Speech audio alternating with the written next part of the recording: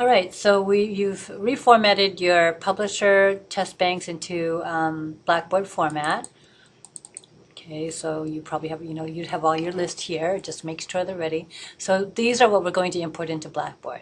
All right, so they're a test bank, so we have to import them into the pools area of test surveys and pools. So this is just a pretend class I use for videos. So from the control panel, I'm going to go to Course Tools, then scroll down to Test Surveys and Pools, click that, and I'm going to choose Pools. Unfortunately, we have to do this one at a time, so you just click Import Pool, browse my computer, go to the location, click on one of the files, click Open, and Submit. All right, that just takes a minute. Click OK, and you can see the test and how many questions are in there. All right, so you'll just repeat that process until you have all of your test banks in Blackboard. Okay, so that's step one. Okay, so there's two of them.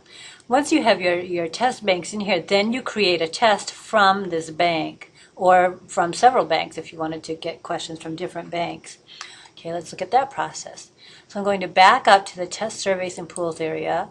This time I'm going to go into Tests and I'm going to build a test. And I'm just going to call it Chapter 1. You can give descriptions and instructions if you like. Click Submit. And so now I'm going to access those questions from the test pools. So I click Reuse Question and go to Find Question. Okay. From here, if this wasn't expanded, you would just click the arrow next to Pools, and that would drop down a list of all of the pools you have available. Okay, so I'm just going to click Chapter 1, for example, and I only want multiple choice. I don't know if there's anything different from multiple choice in here. Let's check. No, it looks like they're all multiple choice anyway. So notice I'm going to go back to the beginning. Notice if you had page 1 of 2, so there are 2 pages, each with, I believe, 25 listed on each page. Okay. So notice up here under Mode, you could choose Copy Selected Questions. You just copy them, or Link to Original Questions. You always want to choose the Link to Original Question option, because if you find, when the students are taking a test, they find a spelling error, or the wrong answer is listed as correct, you can fix that in the pool. Just edit the question in the pool, and that will reflect in the test already if you've linked them. If you just copy the question, then you have to correct it in both locations. All right, so we're linking to original questions. So say you only wanted 30 of these questions instead of all of them. So if you right at the top row, if you click that checkbox, that selects all the questions on this page. So notice I have 25 questions selected. But I want some on the second page as well. So I go to the second page, and I'm just going to choose 2 of them. Okay. If you wanted all of them on the second page, of course, you just click that one. You'd have all, a total of 35 questions. Okay, so I have 27 questions, and I'm just saying that that's all I want. Okay, click Submit.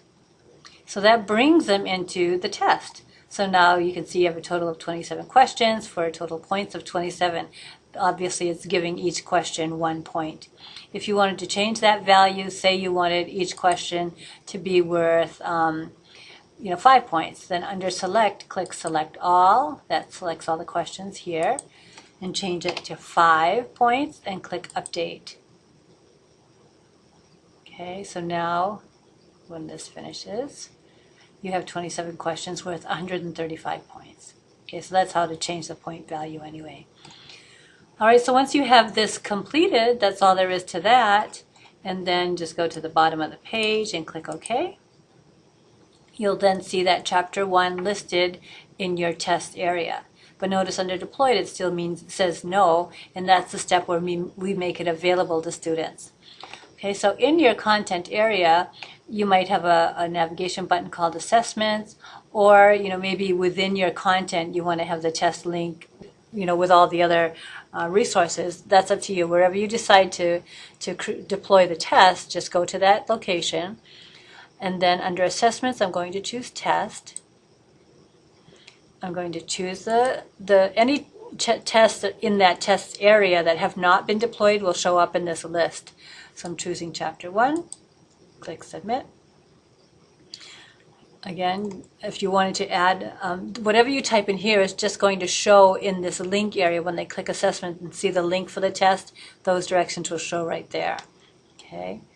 Open test to new window, no. Make link available, yes. And maybe perhaps yes, but not until, September 10th or something like that. So you have that option about making the link available. Yes, by itself, without checking any of these dates, will make it available until you come back in and change that setting. If you say no, thinking I don't want it available now, but I want it on these dates, and you plug in the dates, because this says no, even when these dates come up, it will not display the link. That was a little counterintuitive to me, but that's how that works. No means no, and yes can mean yes automatically or yes in relation to the set dates. Okay? And create an announcement for this test, that's up to you. Attempts, just choose how many attempts you want to give them. If you use this timer, so this has to do with how long the students will have to take the test. Say you're giving them 60 minutes to take the test. So you click set timer, and then this auto submit is related to set timer. If you stay on the default option of off, that means after 60 minutes the students will receive an alert saying your time is up, do you want to continue? They have the option to continue working on the test, but it won't automatically grade the test because they've gone over the time limit, giving you a chance to subtract some points if you wanted to. So if you have this set to on, that will just automatically submit the test no matter where the student is within the test. It just goes, but also because they've reached that 60-minute limit, it won't automatically grade the test. You'll have to just go in and either submit it as is or take points off if you wanted to. All right, so that's how about set timer and the auto submit. Again, if you check these boxes and put particular dates in, that's related to make the link available, and you want to click yes. All right, test availability exceptions. That means, say for example, you had a student who was out sick, or told you ahead of time they wouldn't be available when this test is they're supposed to take the test. You could add a user or several users. So these are just the users in my course. So I'm going to say test Delcourt, choose test Delcourt. And I'm going to give this student a single attempt because everybody else just has one attempt. But instead of 60 minutes, say for example, if it was a student that needed extra time, you can change the time there, and choose to auto submit or not.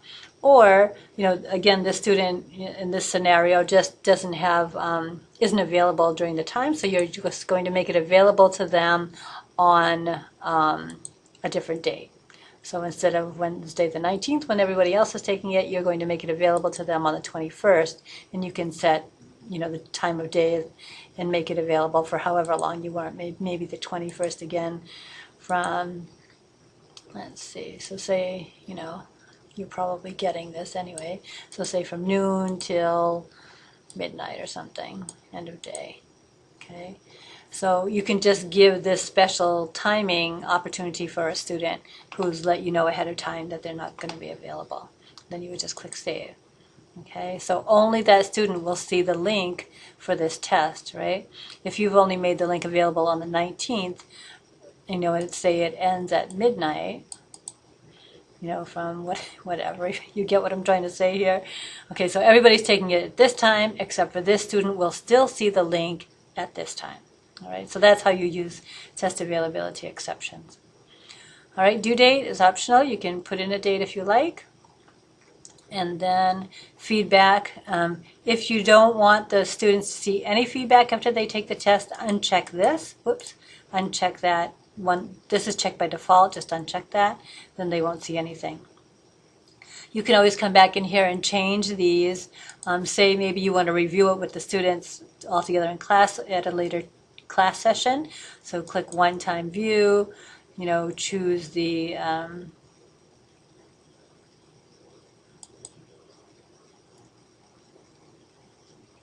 say choose on a specific date. Maybe you want to choose it, show it the next week when you meet. Until then, make it available at noon or whenever your class is, and then show all the feedback.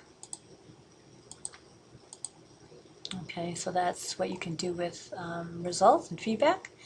Recommend always use all at once, and then you can randomize the questions if you want, in case they're all in a lab taking the test and sitting next to one another. So you could do that.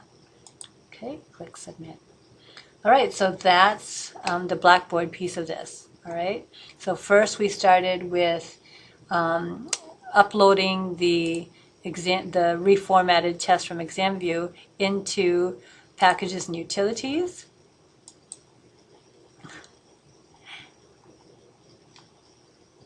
Into Course Tools and Test Surveys and Pools. Okay, then we go to Pools. That's where we uploaded all of those tests. From there, we went back to Test Surveys and Pools, clicked on Tests, created a build test, name it, and click Submit.